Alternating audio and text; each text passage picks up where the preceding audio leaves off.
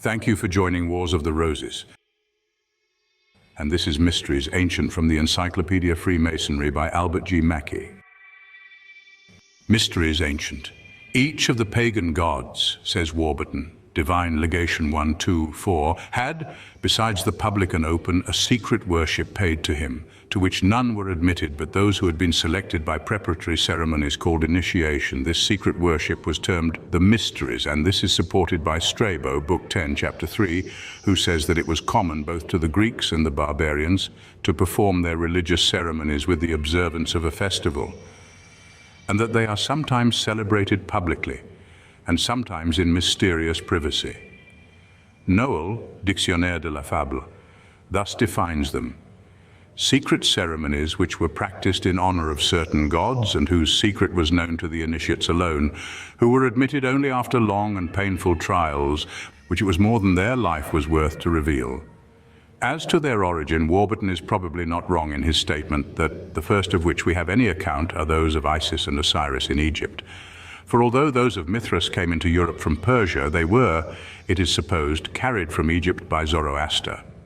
The most important of these mysteries were the Osiric in Egypt, the Mithraic in Persia, the Cabiric in Thrace, the Adonisian in Syria, the Dionysiac and Eleusinian in Greece, the Scandinavian among the Gothic nations, and the Druidical among the Celts.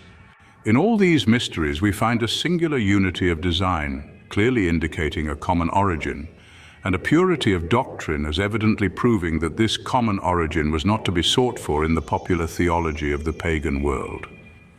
The ceremonies of initiation were all funereal in their character. They celebrated the death and the resurrection of some cherished being, either the object of esteem as a hero or of devotion as a god.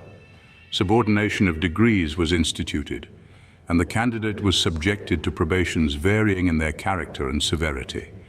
The rites were practiced in the darkness of night, and often amid the gloom of impenetrable forests or subterranean caverns, and the full fruition of knowledge, for which so much labor was endured and so much danger incurred, was not attained until the aspirant, well tried and thoroughly purified, had reached the place of wisdom and of light. These mysteries undoubtedly owed their origin to the desire to establish esoteric philosophy, in which should be withheld from popular approach those sublime truths which it was supposed could only be entrusted to those who had been previously prepared for their reception. Whence these doctrines were originally derived, it would be impossible to say. But Dr. Mackey was disposed to accept Creuser's hypothesis of an ancient and highly instructed body of priests, having their origin either in Egypt or in the East, from whom was derived religious, physical, and historical knowledge under the veil of symbols.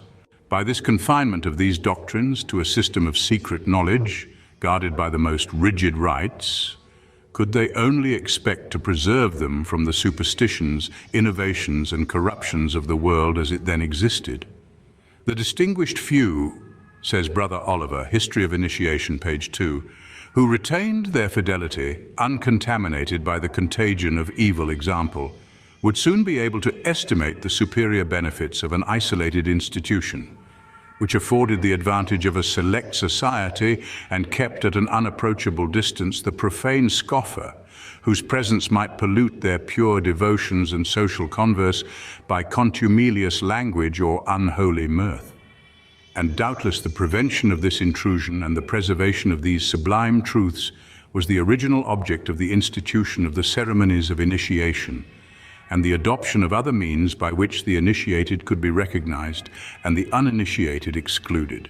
Such was the opinion of Warburton, who says that the mysteries were at first the retreats of sense and virtue till time corrupted them. The Abbé Robin, in a learned work on this subject entitled Recherches sur les initiations anciennes et modernes, Paris, 1870, places the origin of the initiations at that remote period when crimes first began to appear upon earth. The vicious, he remarks, were urged by the terror of guilt to seek among the virtuous for intercessors with the deity. the latter retiring into solitude to avoid the contagion of growing corruption, devoted themselves to a life of contemplation and the cultivation of several of the useful sciences. The periodical return of the seasons, the revolution of the stars, the productions of the earth, and the various phenomena of nature studied with attention, rendered them useful guides to men, both in their pursuits of industry and in their social duties. These recluse students invented certain signs to recall to the remembrance of the people the times of their festivals and of their rural labors, and hence the origin of the symbols and hieroglyphics that were in use among the priests of all nations. Having now become guides and leaders of the people, these sages, in order to select as associates of their learned labors and sacred functions only such as had sufficient merit and capacity, appointed strict courses of trial and examination. And this, our author thinks, must have been the source of the initiations of antiquity. The Magi, Brahmins, gymnosophists, druids, and priests of Egypt lived thus in sequestered habitations and subterranean caves, and obtained great reputation by their discoveries in astronomy, chemistry, and mechanics, by their purity of morals, and by their knowledge of the science of legislation. It was in these schools, says Monsieur Robin, that the first sages and legislators of antiquity were formed, and in them he supposes the doctrines taught to have been the unity of God and the immortality of the soul. And it was from these mysteries and their symbols and hieroglyphics that the exuberant fancy of the Greeks drew much of their mythology.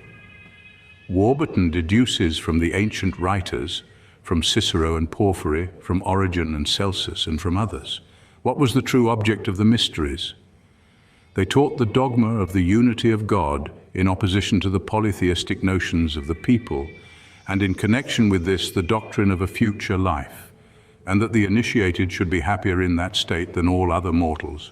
That while the souls of the profane at their leaving the body stuck fast in mire and filth and remained in darkness, the souls of the initiated winged their flight directly to the happy islands and the habitations of the gods. Thrice happy they, says Sophocles, who descended to the shades below after having beheld these rites, for they alone have life in Hades, while all others suffer there every kind of evil. And Isocrates declares that those who have been initiated in the mysteries entertain better hopes both as to the end of life and the whole of futurity. Others of the ancients have given us the same testimony as to their esoteric character. All the mysteries, says Plutarch, refer to a future life and to the state of the soul after death. In another place, addressing his wife, he says, "We have been instructed in the religious rites of Dionysius that the soul is immortal and that there is a future state of existence." Cicero tells us that in the mysteries of Ceres at Eleusis, the initiated were taught to live happily and to die in the hope of a blessed futurity. And finally, Plato informs us that the hymns of Musaeus, which were sung in the mysteries, celebrated the rewards and pleasures of the virtuous in another life, and the punishments which awaited the wicked. These sentiments, so different from the debased polytheism which prevailed among the uninitiated, are the most certain evidence that the mysteries arose from a purer source than that which gave birth to the religion of the vulgar. We must not pass unnoticed Faber's notion of their archite origin. Finding, as he did, a prototype for every ancient cultus in the Ark of Noah, it is not surprising that he should apply his theory to the mysteries. Faber says, Origin of Pagan Idolatry 2, 4, 5. The initiations into the mysteries scenically represented the mystic descent into Hades and the return from thence to the light of day, by which was meant the entrance into the ark and the subsequent liberation from its dark enclosure.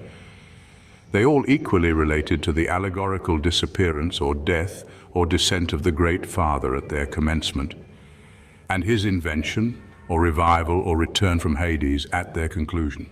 Dollinger, Gentile and Jew 126, says, speaking of the mysteries, "The whole was a drama, the prelude to which consisted in purifications, sacrifices, and injunctions with regard to the behavior to be observed. The adventures of certain deities, their sufferings and joys, their appearance on earth and relations to mankind, their death or descent to the netherworld, their return or their rising again, all these, as symbolizing the life of nature, were represented in a connected series of theatrical scenes. These representations, tacked on to a nocturnal solemnity, brilliantly got up, particularly at Athens, with all the resources of art and sensual beauty, and accompanied with dancing and song, were eminently calculated to take a powerful hold on the imagination and the heart, and to excite in the spectators alternately conflicting sentiments of terror and calm, sorrow and fear and hope. They worked upon them, now by agitating, now by soothing, and meanwhile had a strong bearing upon susceptibilities and capacities of individuals, according as their several dispositions inclined them more to reflection and observation or to a resigned credulity. Bunsen, God in History 2, Book 4, Chapter 6, gives the most recent and the most philosophic idea of the character of the mysteries. They did indeed exhibit to the initiated coarse physical symbols of the generative powers of nature and of the universal nature herself, eternally, self-sustaining through all transformations. But the religious element of the mysteries consisted in the relations of the universe to the soul, more especially after death. Thus, even without philosophic proof, we are justified in assuming that the nature symbolism referring to the zodiac formed a mere framework for the doctrines relating to the soul and to the ethical theory of the universe. So likewise, in the Samothracian worship of the Kabiri, the contest waged by the orb of day was represented by the story of the three brothers. The seasons of the year, one of whom is continually slain by the other two, but ever and anon arises to life again. But here too, the beginning and end of the worship were ethical. A sort of confession was demanded of the candidates before admission, and at the close of the service, the victorious god, Dionysius, was displayed as the Lord of the Spirit. Still less, however, did theorems of natural philosophy form the subject matter of the Eleusinian mysteries, of which, on the contrary, physical conceptions were the beginning and the end. The predominating idea of these conceptions was that of the soul as a divine vital force held captive here on earth and sorely tried. But the initiated were further taught to look forward to a final redemption and blessedness for the good and pious, and eternal torment after death for the wicked and unjust. The esoteric character of the mysteries was preserved by the most powerful sanctions. An oath of secrecy was administered in the most solemn form to the initiate, and to violate it was considered a sacrilegious crime, the prescribed punishment for which was immediate death. And we have at least one instance in Livy of the infliction of the penalty. The ancient writers were therefore extremely reluctant to approach the subject, and Lobeck gives in his Aglaophamus, Volume 1, Appendix 131, 151, 2, 12, 87, several examples of the cautious manner in which they shrunk from divulging or discussing any explanation of a symbol which had been interpreted to them in the course of initiation. I would forbid, says Horace, Epistles 3, Odes 2, 26, that man who would divulge the sacred rites of mysterious Ceres from being under the same roof with me, or from setting sail with me in the same precarious bark, on the subject of their relation to the rites of Freemasonry, to which they bear in many respects so remarkable a resemblance that some connection seems necessarily implied. There are 5 principal theories. The first is that embraced and taught by Dr. Oliver, namely that they are but deviations from that common source, both of them and of Freemasonry, the patriarchal mode of worship established by God himself. With this pure system of truth, he supposes the science of Freemasonry to have been coeval and identified. But the truths thus revealed by divinity came at length to be doubted or rejected through the imperfection of human reason. And though the visible symbols were retained in the mysteries of the pagan world, their true interpretation was lost. There is a second theory which, leaving the origin of the mysteries to be sought in the patriarchal doctrines where Brother Oliver has placed it, finds the connection between them and Freemasonry commencing at the building of King Solomon's Temple.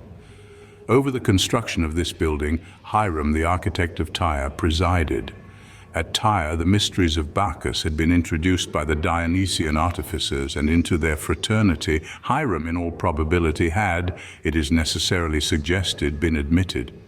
Freemasonry, whose tenets had always existed in purity among the immediate descendants of the patriarchs, added now to its doctrines the guard of secrecy, which, as Dr. Oliver himself remarks, was necessary to preserve them from perversion or pollution. A third theory has been advanced by the Abbé Robin, in which he connects Freemasonry indirectly with the mysteries, through the intervention of the Crusaders. In the work already cited, he attempts to deduce from the ancient initiations the orders of chivalry, whose branches, he says, produced the institution of Freemasonry. A fourth theory, and this has been advanced by the Reverend C.W. King in his treatise on the Gnostics, is that as some of them, especially those of Mithras, were extended beyond the advent of Christianity and even to the very commencement of the Middle Ages, they were seized upon by the secret societies of that period as a model for their organization, and that through these latter they are to be traced to Freemasonry. But perhaps after all, the truest theory is that which would discard all successive links in a supposed chain of descent from the mysteries to Freemasonry and would attribute their close resemblance to a natural coincidence of human thought. The legend of the third degree and the legends of the Eleusinian, the Kabiric, the Dionysian, the Adonic, and all the other mysteries are identical in their object to teach the reality of a future life. And this lesson is taught in all by the use of the same symbolism and substantially the same scenic representation.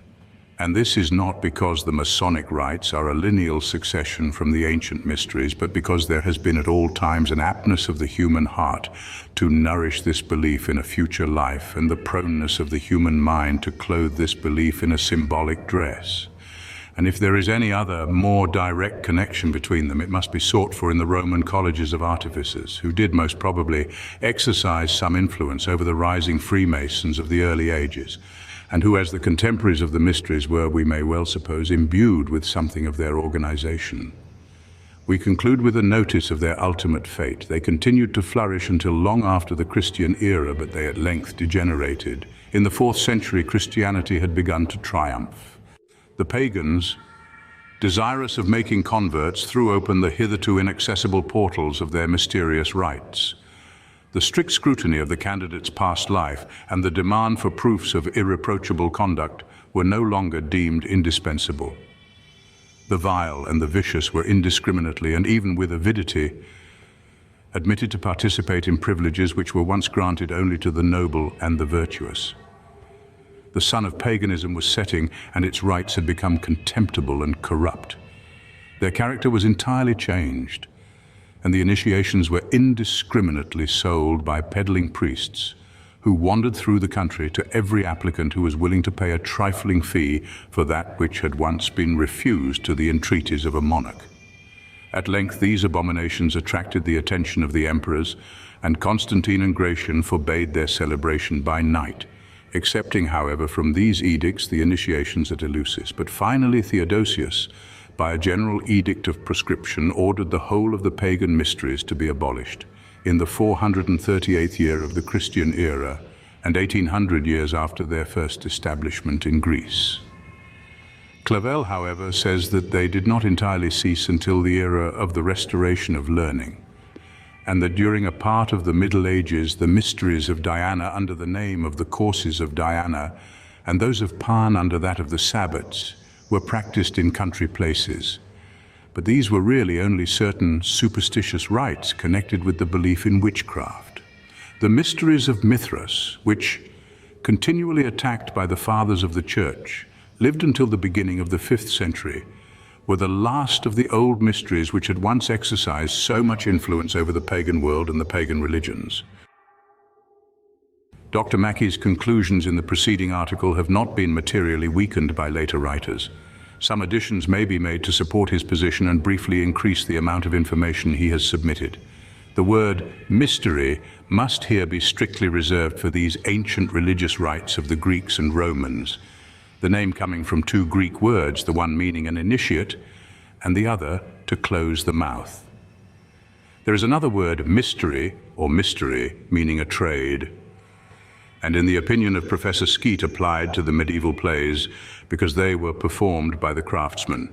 See mystery.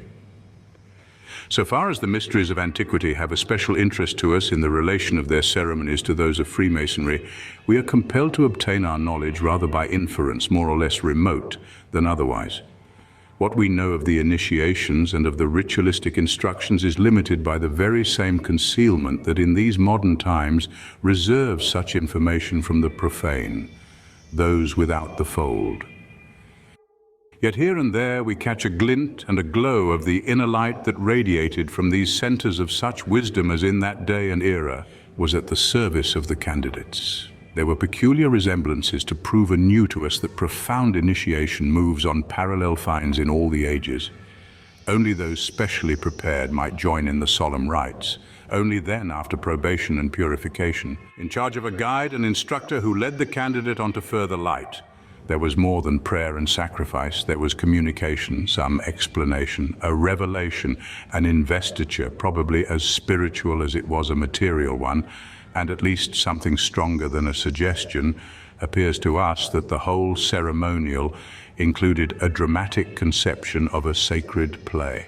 We readily see from the writers of the time how glowing was the poetic ritual. From certain hints we can get an inkling of the ceremonies. In fact, there is a trace of 2 degrees, one preliminary to the other.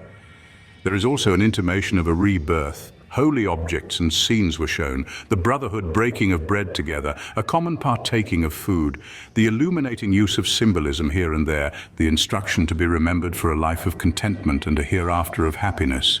These were in all probability impressed, as we can reasonably infer, by splendor of stagecraft, regal raiment, stately action, the solemn solace of holy sacraments. That there were mysteries less creditable than others from our modern standpoint is doubtless true, just as all secret societies are not the same today in merit. Secrecy then and now does not always mean sufficiency. Nevertheless, we may well glean and study such fragments of worth as are thus available from the scanty records of these our forerunners of Freemasonry. For further information, consult Brother Goblet Dalviella's Eleusinian, Andrew Lang's Myth, Ritual and Religion, Dr. Jevons' Introduction to the Study of Religion, Franz Cumont's Mysteries of Mithra, Dudley Wright's Eleusinian Mysteries, and the Encyclopedia Britannica.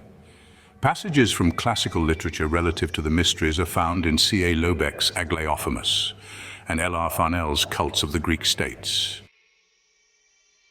Thank you for watching, and please don't forget to share, like, subscribe, and comment, and if you can, please consider donating to Wars of the Roses. Links to PayPal and Patreon are in the description. Thank you so very much.